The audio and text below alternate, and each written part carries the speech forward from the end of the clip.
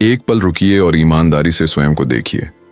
खुद से पूछिए कि क्या आप वास्तव में अपने जीवन में एक नए चरण की शुरुआत करने वाले हैं, या फिर आप केवल अपने पुराने स्वरूप को एक नए नाम के साथ खींचते जा रहे हैं।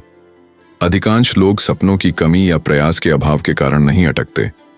वे पीछे इसलिए रह जाते हैं क्योंकि वे बहुत अधिक बोझ उठाकर आगे बढ़ते हैं। ऐसे विचार जो अब यह नहीं दर्शाते कि वे कौन हैं, ऐसी आदतें जो कभी ढाल की तरह काम करती थीं लेकिन आज सीमाएं बन चुकी हैं। असली बाधा अक्सर वह नहीं होती जो कमी में है, बल्कि वह सब कुछ होता है जो अतिरिक्त है।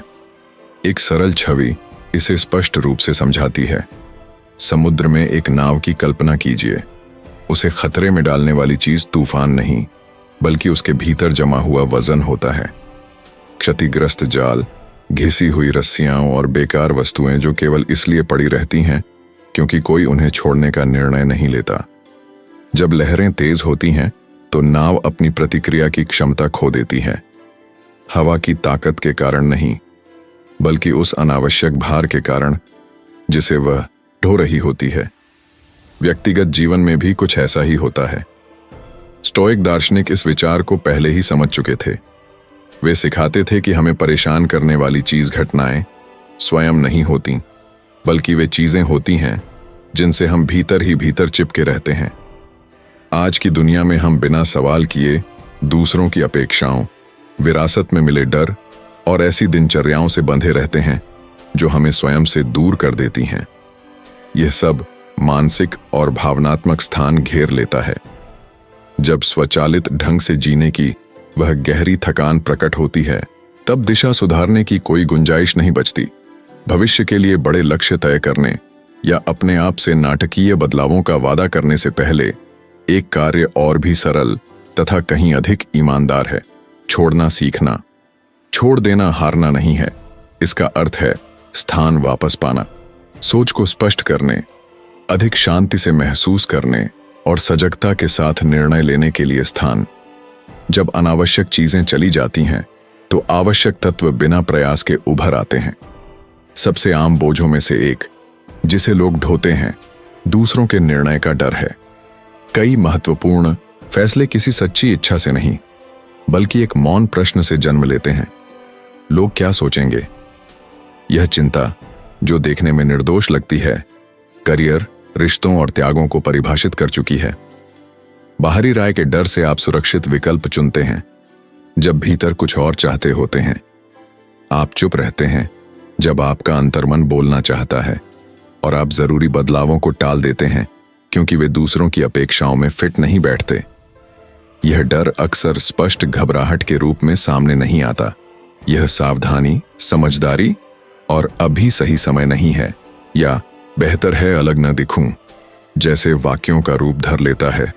धीरे धीरे आप हर कदम बाहरी स्वीकृति के अनुसार मापने लगते हैं और अनजाने में अपनी जिंदगी को दूसरों की अपेक्षाओं का निरंतर उत्तर बना लेते हैं। इस बीच आपकी अपनी आवाज मंद पड़ती जाती है। समस्या यह नहीं है कि राय मौजूद हैं, बल्कि यह है कि उन रायों को अपने निर्णयों का मार्गदर्शक बनने दिया जाए। सोशल मीडिया, निरंतर तुलना और त्वरित फैसलों से भरे इस युग में यह बोझ और भी भारी हो जाता है। कई लोग स्वयं के प्रति सच्चे रहने के बजाय बस फिट होने का चुनाव करते हैं। यदि आप इस डर को ढोते रहेंगे तो समय बीत जाएगा, कैलेंडर बदल जाएगा, लेकिन आपकी जिंदगी वैसी ही रहेगी। बाहर से यह स्थिरता लगेगी, भीतर अधूरा जीने की लगातार बनी रहने वाली अनुभूति रहेगी। समय के साथ आप अपेक्षाएं पूरी करने में कुशल हो जाते हैं, लेकिन स्वयं को सुनने में अक्षम। यह आंतरिक दूरी बिना परिणामों के नहीं रहती।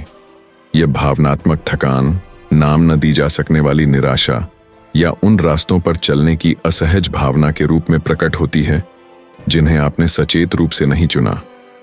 निर्णय के डर को छोड़ना न तो उदासीन बनना है और न ही चुनौतीपूर्ण रवैया अपनाना। इसका अर्थ न किसी को उकसाना है, न किसी को कुछ साबित करना, बल्कि उस बिंदु को बदलना है जहां से आप निर्णय लेते हैं। ईमानदारी से यह पूछना शुरू करना कि आपके लिए क्या सही है, भले ही उसे तालियां न मिलें। उन लोगों के सामने खुद को सही ठहराने की बाध्यता के बिना निर्णय लेना जो आपकी जिंदगी नहीं जीते, और यह स्वीकार करना कि हर कोई आपके मार्ग को नहीं समझेगा और यह भी ठीक है। यह प्रक्रिया एक दिन में पूरी नहीं होती, यह एक निरंतर अभ्यास है। सामाजिक सुविधाओं से ऊपर अपनी छोटी छोटी व्यक्तिगत सच्चाइयों को चुनना, जहां पहले आदतन हाँ कहते थे वहां अब नहीं कहना, तत्काल स्वीकृति न मिले तब भी आंतरिक सामंजस्य से काम करना, यह एक शांत परिवर्तन है लेकिन गहराई से मुक्त करने वाला। जब आप दूसरों की निगाहों के लिए जीना छोड़ते हैं तो भीतर कुछ पुनर्संगठित होता है। आप ऊर्जा, स्पष्टता और दिशा बोध पुनः प्राप्त करते हैं। आपको महसूस होने लगता है कि आपके कर्म आपके अपने हैं और समय के साथ यह अनुभूति एक दृढ़ शांति में बदल जाती है। क्षणिक उत्साह नहीं, बल्कि स्थिर शांति जो उस व्यक्ति के साथ रहती है जिसने स्वयं के प्रति सच्चा होना चुना है। यदि भविष्य में भी आप दूसरों की राय से शर्तबद्ध रहेंगे तो आप अपनी जिंदगी को टालते ही रहेंगे। लेकिन यदि आप यह डर अभी छोड़ने का निर्णय लेते हैं तो संभव है कि तालियां न मिलें, पर आपको उससे कहीं अधिक मूल्यवान चीज मिलेगी। बिना अनुमति मांगे अपने मार्ग पर आगे बढ़ने की शांति। एक और बोझ जिसे छोड़ना उचित है वे रिश्ते हैं जो आपकी ऊर्जा खा जाते हैं। सभी हानिकारक गतिशीलताएं स्पष्ट नहीं होती। हमेशा चीख पुकार, विश्वासघात या खुले टकराव नहीं होते। कुछ रिश्ते बाहर से सामान्य दिखते हैं, सौम्य बातचीत, साझा दिनचर्याएं, निरंतर उपस्थिति। फिर भी हर मुलाकात के बाद भीतर कुछ भारी हो जाता है। मन थका हुआ लगता है, उत्साह गिर जाता है, प्रेरणा घुल जाती है। आप हमेशा इसे समझा नहीं पाते लेकिन महसूस करते हैं। यह एक सूक्ष्म संकेत है जिसे कई लोग अनदेखा करना सीख लेते हैं। ये रिश्ते आपको एक झटके में नष्ट नहीं करते, वे आपको धीरे धीरे घिसते हैं। वे आपको शून्य में नहीं धकेलते, लेकिन आपकी ताकत कम कर देते हैं और आपको उस भावनात्मक ऊर्जा के साथ जीने का आदी बना देते हैं जितनी वास्तव में आपको चाहिए। क्योंकि कोई नाटक या स्पष्ट संघर्ष नहीं होता, इसलिए इन्हें स्वस्थ सीमा से अधिक समय तक सहन किया जाता है। समस्या यह है कि शरीर और मन झूठ नहीं बोलते। जब कोई संबंध आपको लगातार थका देता है तो वह तटस्थ नहीं होता। वह आपके बहुमूल्य संसाधनों, आपके समय, आपकी एकाग्रता और आपकी आंतरिक शांति को खपत करता है। लंबे समय में इस क्षरण की कीमत गहरी होती है। इन संबंधों को छोड़ना कठिन होता है क्योंकि कई बार वे सच्चे स्नेह से नहीं बल्कि कर्तव्य कृतज्ञ दिखने के डर या किसी को चोट पहुंचाने के भय से टिके रहते हैं। यहां तक कि तब भी जब वह व्यक्ति आपकी देखभाल नहीं करता। बहुत से लोग निराश करने से पहले स्वयं को थका लेना पसंद करते हैं। सीमाएं तय करने की असुविधा का सामना करने के बजाय बोझ ढोते रहते हैं। एक अधिक सजग दृष्टि से देखें तो बिना ध्यान और विवेक के समय और ऊर्जा देना उदारता नहीं बल्कि स्वयं के प्रति लापरवाही है। आज के जीवन में इस गलती को सामान्य बना दिया गया है। निष्ठा को निरंतर त्याग से और निकटता को पूर्ण उपलब्धता से भ्रमित कर दिया जाता है। परिणाम स्पष्ट है। यदि आप ऐसे संबंधों को समय के साथ बनाए रखते हैं तो आप भावनात्मक रूप से खाली हो जाएंगे। इसलिए नहीं कि आपके आसपास लोग कम होंगे, बल्कि इसलिए कि आपके भीतर का स्थान कम पड़ जाएगा। आपकी ऊर्जा बिखरी हुई होगी, धैर्य समाप्त हो जाएगा और आनंद लेने की क्षमता घट जाएगी। सबसे गंभीर बात यह है कि आपके पास न तो अधिक स्वस्थ संबंध बनाने की शक्ति बचेगी और न ही अपने स्वयं के विकास में निवेश करने की। जब आपकी सारी ऊर्जा ऐसे रिश्तों को संभालने में चली जाती है जो आपको थका देते हैं, तो वास्तव में महत्वपूर्ण चीजों को पोषित करने के लिए कुछ भी नहीं बचता। आपके प्रोजेक्ट, आपका कल्याण और आपकी भविष्य की शांति।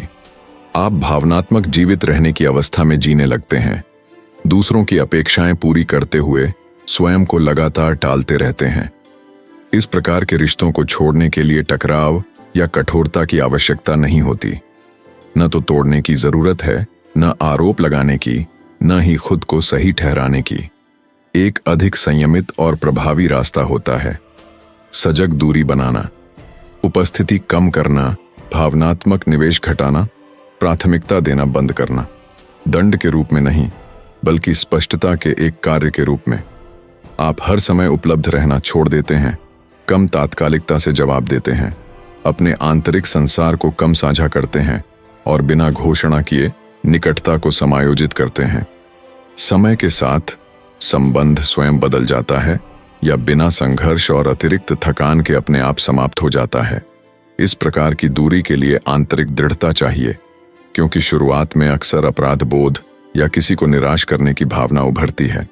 लेकिन यदि आप ईमानदारी से देखें तो समझेंगे कि आप किसी को छोड़ नहीं रहे, आप अपनी ऊर्जा की रक्षा कर रहे हैं। और अपनी ऊर्जा की रक्षा करना स्वार्थ नहीं बल्कि जिम्मेदारी है। जब आप ऐसे रिश्तों को छोड़ना शुरू करते हैं जो आपको खाली कर देते हैं, तो कुछ अप्रत्याशित होता है। स्थान प्रकट होता है, मानसिक शांति, भावनात्मक हल्कापन। अचानक आपके भीतर अधिक धैर्य, अधिक स्पष्टता और उन लोगों के लिए जो वास्तव में आपको पोषित करते हैं और सबसे बढ़कर स्वयं के लिए अधिक उपस्थिति होती है। आपके अतीत का हिस्सा रहे सभी लोग आपके भविष्य में साथ चलने के लिए नहीं होते। कुछ ने अपना उद्देश्य पूरा कर लिया और कुछ बस जरूरत से ज्यादा समय तक बने रहे। इस वास्तविकता को स्वीकार करना न तो अस्वीकृति है और न ही ठंडापन, बल्कि यह समझ है कि परिवर्तन जीवन का स्वाभाविक हिस्सा है। यदि आप वर्षों तक ऐसे रिश्तों को ढोते रहते हैं जो आपको थका देते हैं, तो आप एक मौन लेकिन निरंतर बोझ उठाए रहेंगे और कोई भी नया कैलेंडर खराब ढंग से संभाली गई ऊर्जा की भरपाई नहीं कर सकता। इसके विपरीत, जब आप समय पर छोड़ने का निर्णय लेते हैं तो आपको बाहरी मान्यता नहीं मिलती, बल्कि कुछ कहीं अधिक स्थिर मिलता है। मानसिक हल्कापन, अधिक स्पष्टता और समय के साथ एक अधिक शांत जीवन बनाने का वास्तविक अवसर। अंततः आज अपनी ऊर्जा की रक्षा करना कल अपनी शांति की सीधी देखभाल है। एक और पहलू जो अक्सर नजरअंदाज हो जाता है, वे छोटे छोटे आदतें हैं जो बिना शोर किए आपके कल्याण को नुकसान पहुंचाती हैं। बहुत से लोग मानते हैं कि उनका भाग्य बड़े और दिखाई देने वाले निर्णयों पर निर्भर करता है, जैसे नौकरी, संबंध या कोई बड़ा बदलाव। लेकिन वास्तव में जीवन को आकार देने वाली चीजें रोजमर्रा में घटती हैं। वे छोटी क्रियाएं जिन्हें आप बिना सवाल किए हर दिन दोहराते हैं, अंततः दिशा तय करती हैं। स्वचालित रूप से फोन देखना, खाली उत्तेजनाओं से चुप्पियों को भरना, थक जाने तक महत्वपूर्ण काम टालते रहना या चुनने के बजाय केवल प्रतिक्रिया करते रहना, यह सब इसलिए हानिरहित लगता है क्योंकि न तो तुरंत अपराध बोध होता है और न ही कोई स्पष्ट संकट, लेकिन यह एक धीमी धारा की तरह काम करता है जो अनजाने में आपको रास्ते से भटका देती है। हर बार जब आप अर्थपूर्ण के बजाय आसान विकल्प चुनते हैं, तो आपके भीतर कुछ लगभग अदृश्य रूप से कमजोर पड़ता है। इन आदतों का असली खतरा उनकी तीव्रता में नहीं, बल्कि उनकी निरंतर पुनरावृत्ति में है। वे आपको एक दिन में नुकसान नहीं पहुंचाती, लेकिन समय के साथ आपकी एकाग्रता को घिस देती है, मानसिक ऊर्जा घटा देती है और आपको उस प्रयास से बचने का आदी बना देती है जिसकी आपको सबसे अधिक जरूरत होती है। एक समय आता है जब आप बदलना चाहते हैं और पाते हैं कि आपके पास वह शक्ति नहीं रही जिसे आप पहले स्वाभाविक मानते थे। मन वही बनता है जिसे आप बार बार दोहराते हैं। आपके विचार, दैनिक उत्तेजनाएं और निरंतर अभ्यास अंततः यह तय करते हैं कि आप वास्तविकता को कैसे देखते और जीते हैं। यदि आप ध्यान भंग को सामान्य बना लेते हैं तो गहराई खो देते हैं। यदि टाल मटोल को दिनचर्या बना लेते हैं तो कार्य करने की क्षमता कमजोर पड़ जाती है। इसलिए नहीं कि आप सक्षम नहीं हैं, बल्कि इसलिए कि आप हर दिन खुद को न करने का प्रशिक्षण देते हैं। ये आदतें विशेष रूप से धोखेबाज होती हैं क्योंकि ये तुरंत राहत देती हैं, एक झूठा विराम, आराम की क्षणिक अनुभूति। लेकिन इस राहत की एक कीमत होती है, यह आपको अधिक बिखरा हुआ, कम संतुष्ट और उस जीवन से और दूर छोड़ देती है जिसे आप बनाना चाहते हैं। समय के साथ अपनी क्षमता से कम पर जीना सामान्य लगने लगता है। फंदा इस विश्वास में है कि बदलाव के लिए कोई कट्टर परिवर्तन या अत्यधिक अनुशासन चाहिए। वास्तव में बदलाव कहीं अधिक सरल तरीके से शुरू होता है, सजग अवलोकन से। उसी क्षण यह समझ लेना कि आप ऐसी आदत दोहरा रहे हैं जो अब आपके काम की नहीं है। बाद में नहीं, कल नहीं, अभी। जब आप देखते हैं कि आप किसी महत्वपूर्ण काम से बच रहे हैं तो रुक जाते हैं। जब समझते हैं कि आप ऐसा कंटेंट देख रहे हैं जो आपको कुछ नहीं देता तो ऐप बंद कर देते हैं।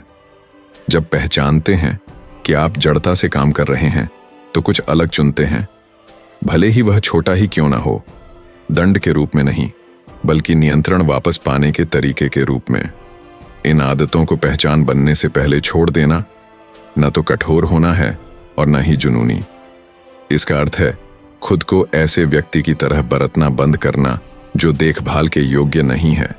इसका मतलब है शांति ईमानदारी से स्वयं को देखना, यह पहचानना कि कौन सी क्रियाएं चाहे कितनी भी छोटी क्यों ना हो आपको लंबे समय में मनचाहे जीवन से दूर ले जाती हैं और उन्हें धीरे धीरे काट देना। आपको सब कुछ सही करने या पूर्ण होने की आवश्यकता नहीं है, आपको बस खुद को लगातार नुकसान पहुंचाना बंद करना है। हर आदत जिसे आप छोड़ते हैं ऊर्जा, समय और स्पष्टता का एक छोटा हिस्सा मुक्त करती है। वर्षों में यह मौन जोड़ एक ठोस आंतरिक शक्ति में बदल जाता है। ध्यान भंग कम करने से उपस्थिति लौटती है, टाल मटोल घटाने से आत्मविश्वास उभरता है और जब आप ऑटो पायलट से बाहर आते हैं तो फिर से महसूस करते हैं कि आपका जीवन आपका है। इसलिए नहीं कि सब कुछ आसान हो जाता है, बल्कि इसलिए कि आप फिर से सचेत रूप से चुनते हैं।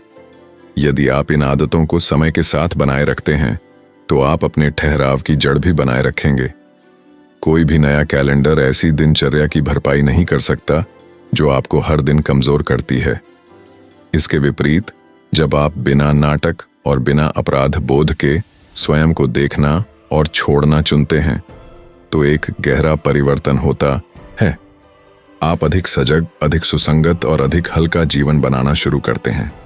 वर्षों में यह रोजमर्रा की संगति उस चीज में बदल जाती है जिसकी बहुत लोग इच्छा करते हैं और बहुत कम लोग उसे विकसित करते हैं। शांति अंततः सबसे अधिक घिसावट दुनिया से नहीं आती बल्कि उन छोटे दैनिक कर्मों से आती है जिन्हें आप प्रश्न चिन्ह नहीं बनाते। उनसे मुक्त होना अपने भविष्य के स्वयं को दिया जाने वाला सबसे मूल्यवान उपहारों में से एक है। एक और सामान्य बोझ है हर चीज को नियंत्रण में रखने की आवश्यकता।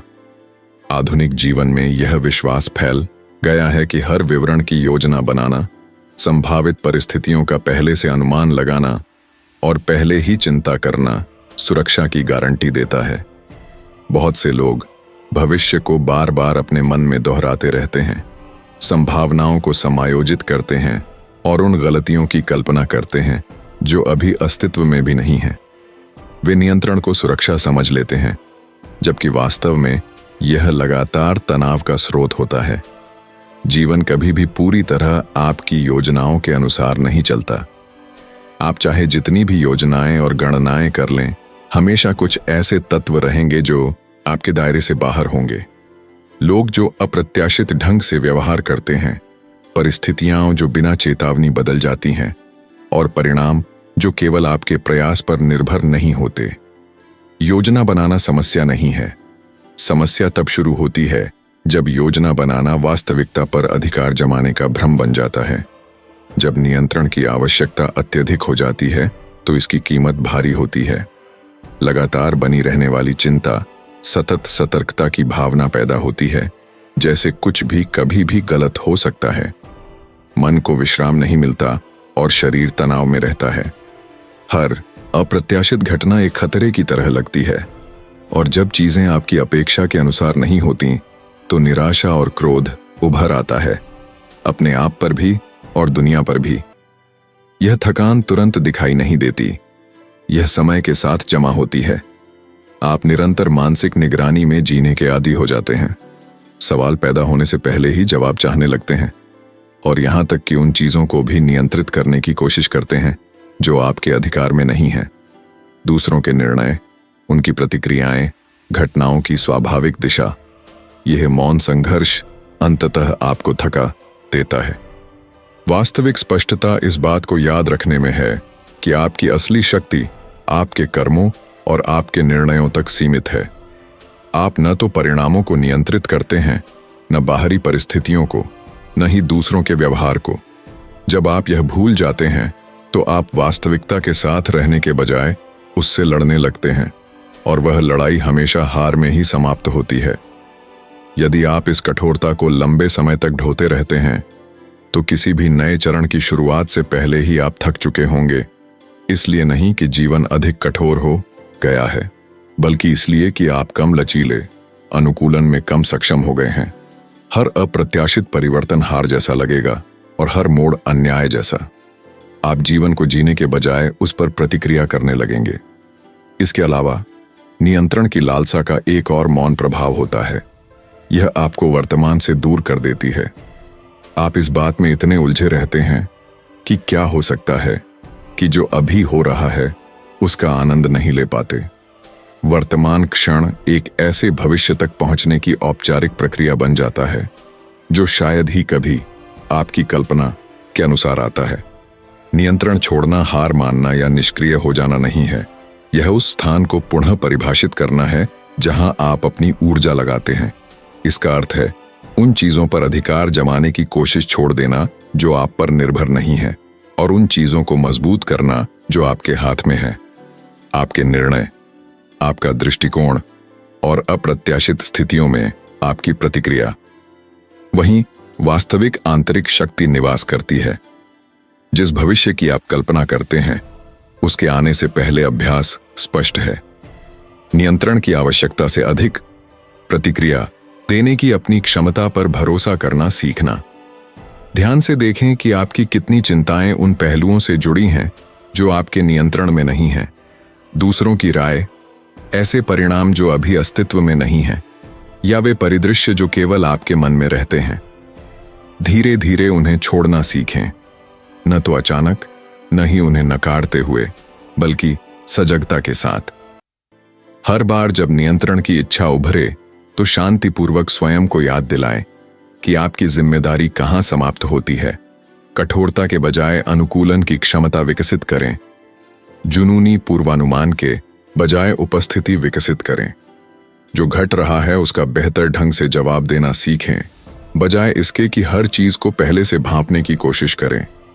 जीवन पूर्ण नियंत्रण नहीं मांगता, वह लचीलापन, समायोजन की क्षमता और इस भरोसे की मांग करता है कि आप आने वाली परिस्थितियों का सामना कर पाएंगे, भले ही वे आपकी अपेक्षाओं जैसी ना हो। जब आप नियंत्रण की तात्कालिकता को कम करते हैं तो परिवर्तन गहरा होता है, शरीर शिथिल होता है और मन अधिक स्पष्ट हो जाता है। आप अनिश्चितता को अस्तित्व का स्वाभाविक हिस्सा मानने लगते हैं, न कि एक निरंतर खतरे के रूप में। इसी स्वीकृति से ऐसी स्थिर शांति जन्म लेती है जो किसी भी पूर्ण योजना से अधिक मजबूत होती है। उद्देश्य यह नहीं है कि आप भविष्य तक यह सोचते हुए पहुंचें कि सब कुछ आपके नियंत्रण में है, बल्कि यह कि आप ऊर्जा, स्पष्टता और अनुकूलन की क्षमता के साथ वहां पहुंचें। भविष्य उन लोगों का नहीं होता जो उसे नियंत्रित करना चाहते हैं, बल्कि उनका होता है जो उसके भीतर टूटे बिना चलना जानते हैं। नियंत्रण छोड़ना आपको कमजोर नहीं करता, यह आपको मुक्त करता है, और यही आंतरिक स्वतंत्रता आने वाले वर्षों के लिए शांति बनाने के सबसे गहरे तरीकों में से एक है। एक और मौन बोझ है अवास्तविक अपेक्षाएं, वे भी जो आप स्वयं पर रखते हैं और वे भी जो आप दूसरों पर थोपते हैं। रोजमर्रा का बहुत सा तनाव इस बात से पैदा नहीं होता कि क्या हो रहा है, बल्कि इस धारणा से कि क्या होना चाहिए। ये अपेक्षाएं अचानक नहीं बनती, वे परिवार, शिक्षा, संस्कृति और निरंतर तुलना के माध्यम से धीरे धीरे आकार लेती हैं। आप सीखते हैं कि आपको कैसा होना चाहिए, एक निश्चित उम्र तक क्या हासिल कर लेना चाहिए और दूसरों को आपके साथ कैसे व्यवहार करना चाहिए। अनजाने में आप ऐसे मानदंड अपना लेते हैं जिन्हें आपने कभी सचेत रूप से चुना ही नहीं। इनमें से कई विचार आपके अपने भी नहीं होते। वे सफलता, स्थिरता या प्रेम के बारे में अदृश्य विरासतें होती हैं जिन्हें आप केवल इसलिए अपना लेते हैं क्योंकि वे हमेशा मौजूद रही हैं। जब वास्तविकता उस पटकथा में फिट नहीं बैठती तो निराशा पैदा होती है। इसलिए नहीं कि आप असफल हो रहे हैं, बल्कि इसलिए कि जिस ढांचे से आप माप रहे हैं वह अवास्तविक है। असंतुलित अपेक्षाओं के तहत जीना थकाने वाला होता है। आप कुछ भी कर लें, वह कभी पर्याप्त नहीं लगता। हमेशा कुछ न कुछ अधूरा रहता है, कोई लक्ष्य जो खिसकता रहता है। आप स्वयं से आवश्यकता से अधिक अपेक्षा करते हैं और साथ ही दूसरों से भी निराश होते रहते हैं, क्योंकि वे आपकी कल्पना के अनुरूप नहीं चलते। परिणाम होता है एक लगातार बनी रहने वाली असंतुष्टि। आप आगे बढ़ते हुए भी विश्राम नहीं पाते। मानव पीड़ा का एक बड़ा हिस्सा इस बात से पैदा होता है कि हम वास्तविकता से अपने इच्छानुसार व्यवहार करने की मांग करते हैं, बजाय इसके कि उसे जैसा है वैसा देखना सीखें। जब आप कठोर अपेक्षाओं से चिपके रहते हैं, तो आप न केवल अपने प्रति कठोर हो जाते हैं, बल्कि दूसरों के प्रति भी अन्यायपूर्ण हो जाते हैं। आप उनसे यह उम्मीद करते हैं कि वे समझें, प्रतिक्रिया दें और उसी तरह काम करें जैसे आप करते। जब ऐसा नहीं होता, तो आप इसे एक कमी के रूप में देखते हैं, न कि एक वैध भिन्नता के रूप में। यदि आप इन अपेक्षाओं को लंबे समय तक ढोते रहते हैं, तो थकान गहरी होगी।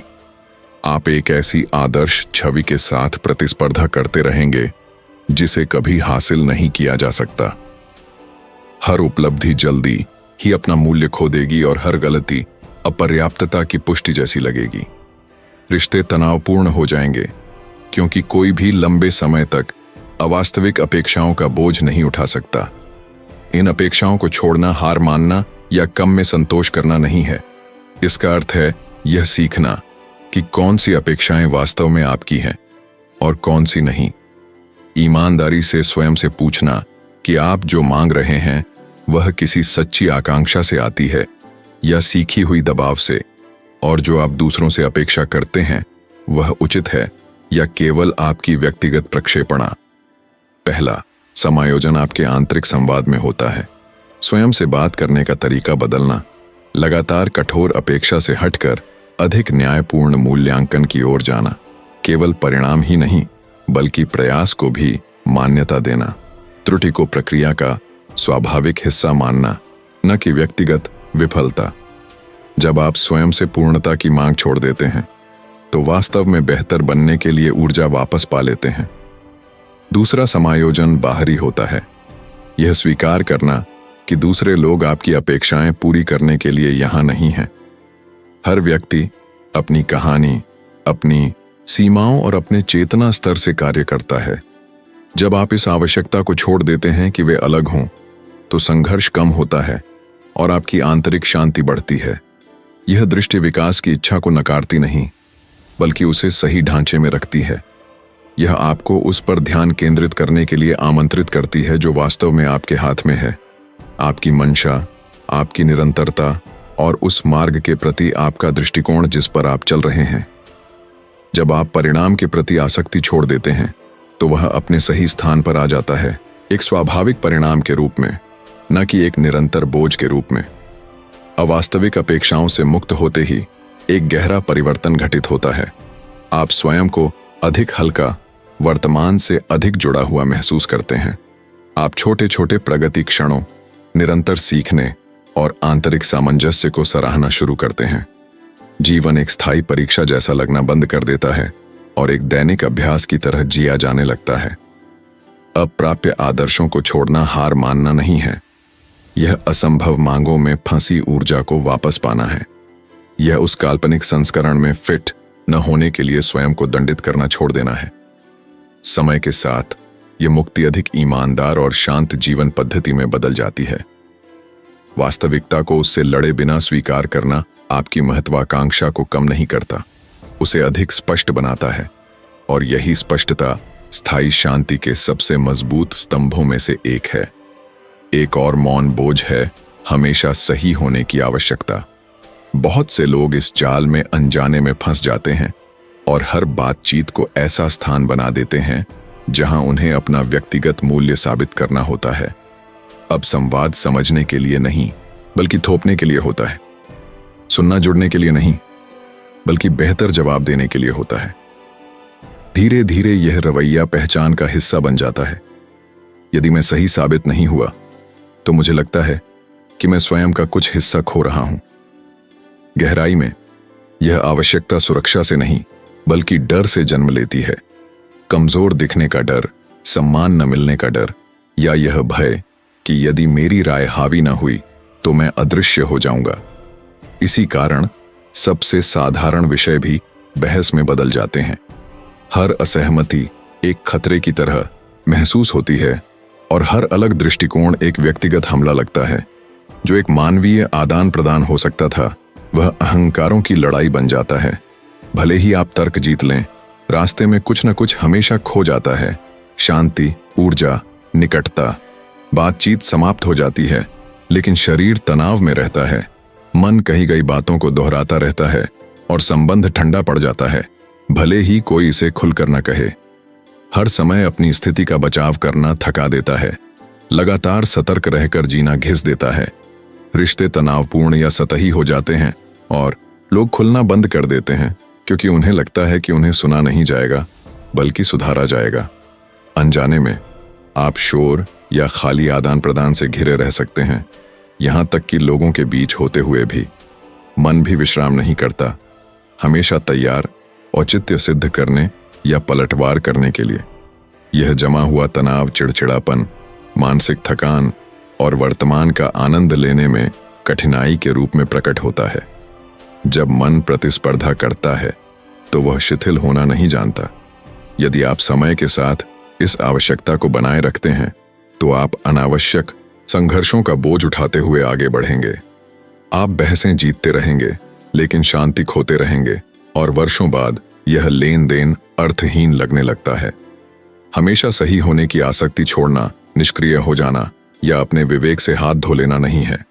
इसका अर्थ है यह सीखना कि अपनी ऊर्जा कहाँ लगानी है, यह जानना कि कब चुप रहना है, बिना तुरंत जवाब तैयार किए सुनना है और दूसरों को अलग सोचने देना है, ये महसूस किए बिना कि इससे आपका मूल्य घटता है।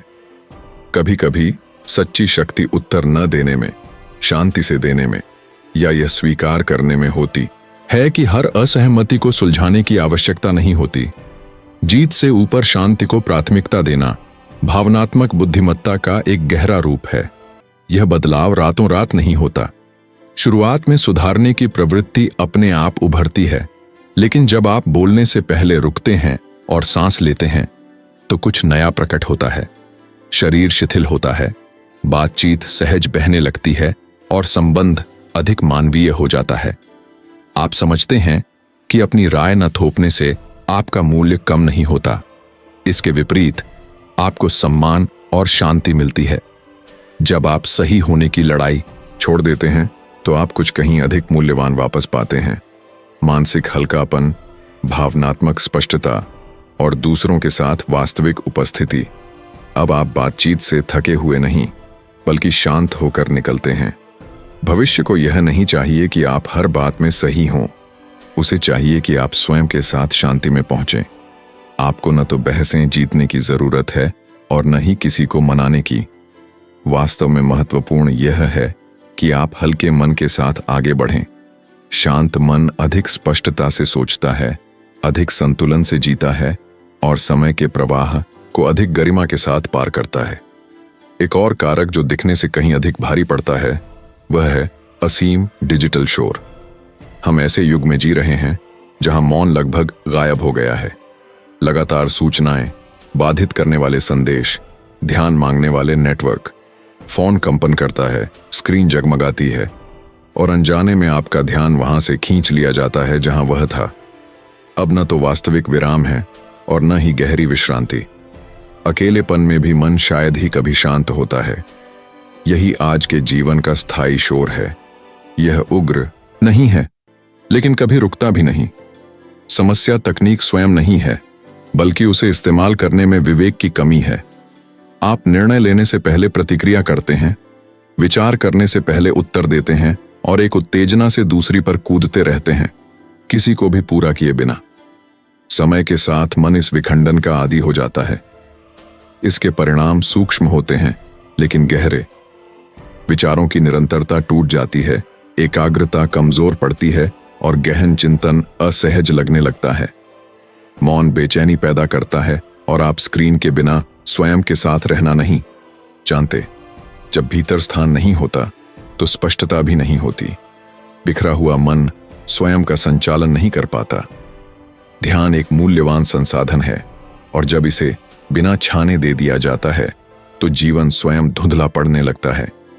यदि आप इस शोर को लगातार ढोते रहते हैं तो आप भविष्य तक मानसिक रूप से थके हुए पहुंचेंगे। महत्वपूर्ण निर्णयों को संभालने या अपनी ही प्रश्नों को सुनने में असमर्थ। भरी हुई मन स्थिति से न तो सजग जीवन बनाया जा सकता है और न ही शांति पाई जा सकती है। जब हर चीज बाधा बने, डिजिटल शोर कम करना दुनिया से कट जाना या तकनीक को नकारना नहीं है, बल्कि व्यवस्था लाना है। इसका अर्थ है उसे उद्देश्य के साथ उपयोग करना। जैसे आप किसी भौतिक स्थान को व्यवस्थित करते हैं, वैसे ही अपने डिजिटल परिवेश को भी कर सकते हैं। अनावश्यक सूचनाएं बंद करना, सोशल मीडिया पर समय सीमित करना, दिन भर उपलब्ध रहने के बजाय संदेश देखने के लिए निश्चित समय चुनना। सबसे शक्तिशाली कदम सरल है और साथ ही कठिन भी। स्वचालित प्रतिक्रिया के बजाय मौन चुनना, तुरंत उत्तर न देना, हर चेतावनी न देखना। शुरुआत में यह असहज लगता है और लगता है कि आप कुछ खो रहे हैं, लेकिन वास्तव में आप स्वयं को खो रहे थे। जब शोर कम होता है तो स्पष्टता, उपस्थिति और अधिक स्थिर मन उभरता है। आप फिर से पूर्ण विचारों को थाम पाते हैं, महसूस करते हैं कि समय आपका है। शांति अपने आप नहीं आती, उसकी देखभाल करनी पड़ती है। और शोर भरी दुनिया में मौन चुनना गहन बुद्धिमत्ता का कार्य है। शांति का एक और मौन शत्रु है बार बार दोहराए जाने वाले नकारात्मक विचार। वे न तो शोर के साथ आते हैं, न स्पष्ट चेतावनी के साथ। वे बस बार बार प्रकट होते हैं और धीरे धीरे मानसिक परिदृश्य का हिस्सा बन जाते हैं। बहुत से लोग मानते हैं कि उनका असंतोष अवसरों, भाग्य या समर्थन की कमी के कारण है, लेकिन वे शायद ही उस स्थान की ओर देखते हैं जहां असली लड़ाई लड़ी जाती है। मन। ये विचार हमेशा नाटकीय नहीं होते। अक्सर वे छोटी छोटी, देखने में निर्दोष पंक्तियों के रूप में आते हैं। मैं पर्याप्त नहीं हूं, यह मेरे लिए नहीं है। अंत में हमेशा वही होता है। वे खतरनाक नहीं लगते क्योंकि वे चिल्लाते नहीं, वे फुसफुसाते हैं। और ठीक इसी कारण वे टिके रहते हैं। दोहराव के साथ ये केवल विचार नहीं रहते, बल्कि विश्वासों में बदल जाते हैं। और एक विश्वास समय के साथ निर्णयों, कार्यों और त्यागों को दिशा देता है। यह प्रक्रिया धीमी होती है, लेकिन निरंतर। पहले संदेह पैदा होता है, फिर तुम कम ऊर्जा के साथ कार्य करते हो, उसके बाद स्वयं को सामने लाने से बचने लगते हो। आगे चलकर तुम छोड़ देने को उचित ठहराते हो और अंत में यह निष्कर्ष निकाल लेते हो कि यह कभी संभव ही नहीं था। इसलिए नहीं कि वास्तविकता ने ऐसा सिद्ध कर दिया, बल्कि इसलिए कि तुम्हारा मन शुरुआत से पहले ही अंत लिख चुका था। मन अक्सर परिचित चीजों को सत्य समझने की भूल कर बैठता है। इन विचारों में से कई लगातार तुलना से पोषित होते हैं। तुम दूसरों की जिंदगी देखते हो और महसूस करते हो कि सब आगे बढ़ रहे हैं, सिवाय तुम्हारे। तुम खुद को यह विश्वास दिला लेते हो कि तुम देर से पहुंचे, कि अब समय नहीं रहा, कि अवसर निकल चुका है। यह सीधा हमला नहीं होता, बल्कि लगातार होने वाला क्षरण होता है, जैसे एक बूंद जो बार बार एक ही स्थान पर गिरकर उसे घिस देती है। यह आंतरिक संवाद हर बदलाव के प्रयास के साथ पृष्ठभूमि के शोर की तरह मौजूद रहता है। जब तुम कुछ अलग करने का निर्णय भी लेते हो, तब भी वही आवाज पुराने दोषों की याद दिलाने आ जाती है।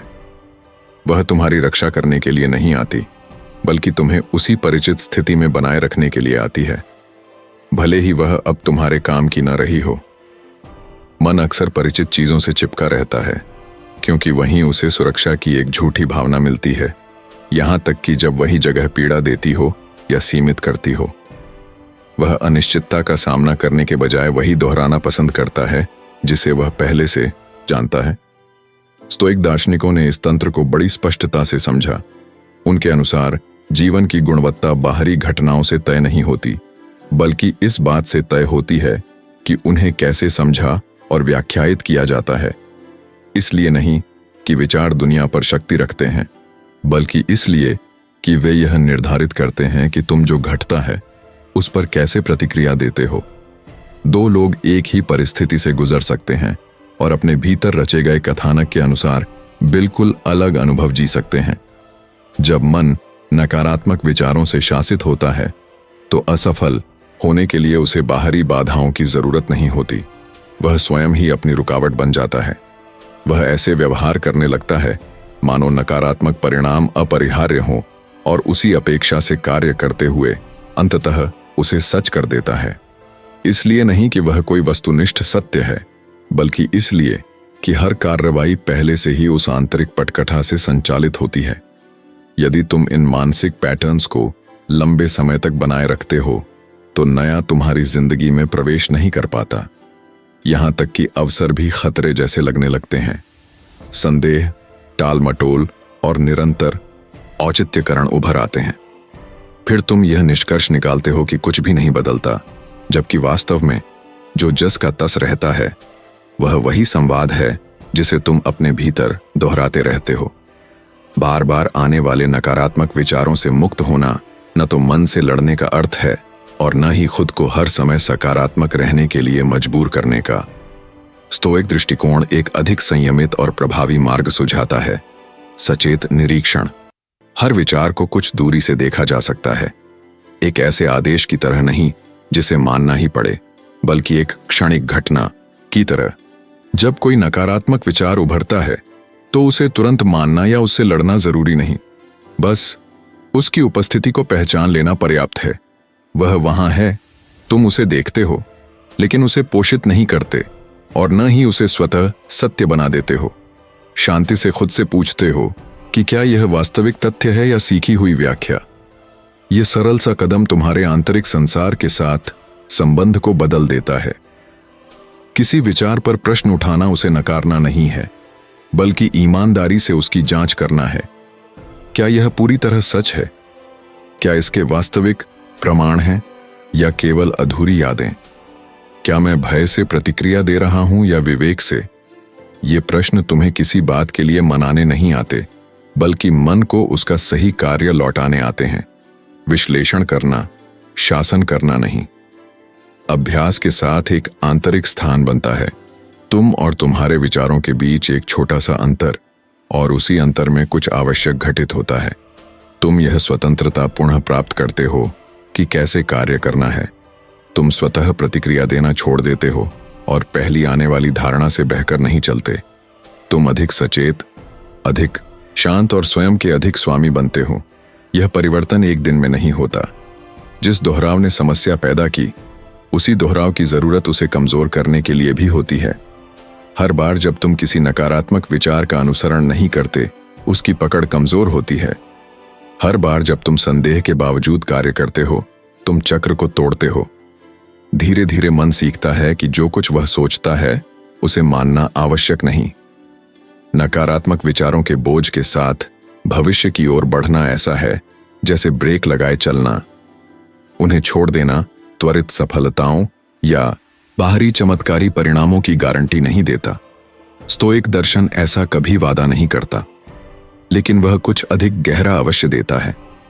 स्पष्टता, आंतरिक शांति और भीतर से स्वयं को सबोटाजी किए बिना कार्य करने की क्षमता। जब तुम अपनी नकारात्मक धारणाओं पर आंख मूंद कर विश्वास करना छोड़ देते हो तो कुछ मुक्त होता है। समस्याएं गायब नहीं होती, लेकिन अपने साथ एक अधिक स्पष्ट, दृढ़ और करुण संबंध जन्म लेता है। वहां से जीवन का हर चरण अधिक रहने योग्य बन जाता है। यह निर्णय लेना कि ये विचार अब तुम्हारे निर्णयों को परिभाषित नहीं करेंगे, यह इनकार नहीं, परिपक्वता है। यह समझना है कि तुम्हारी शांति दुनिया को नियंत्रित करने पर निर्भर नहीं करती, बल्कि अपने मन को शासित करना सीखने पर निर्भर करती है। और यही स्वतंत्रता के सबसे गहरे रूपों में से एक है जिसे कोई व्यक्ति प्राप्त कर सकता है। शांति का एक और मौन और अत्यंत थकाने वाला शत्रु है दूसरों से अपनी तुलना करने की आदत। यह अचानक आघात की तरह नहीं आती, बल्कि एक दैनिक अभ्यास की तरह प्रकट होती है। तुम स्क्रीन देखते हो, दूसरों को देखते हो और बिना जाने अपनी जिंदगी को ऐसे मानकों से परखने लगते हो जो तुम्हारे नहीं हैं। तुलना करना स्वाभाविक लगता है, लगभग अपरिहार्य, लेकिन स्टोइक दृष्टि से यह एक सूक्ष्म जाल है जो शांति, स्पष्टता और अर्थ छीन लेता है। तुलना मार्गदर्शन का वादा करती है, लेकिन अंततः भ्रम पैदा करती है।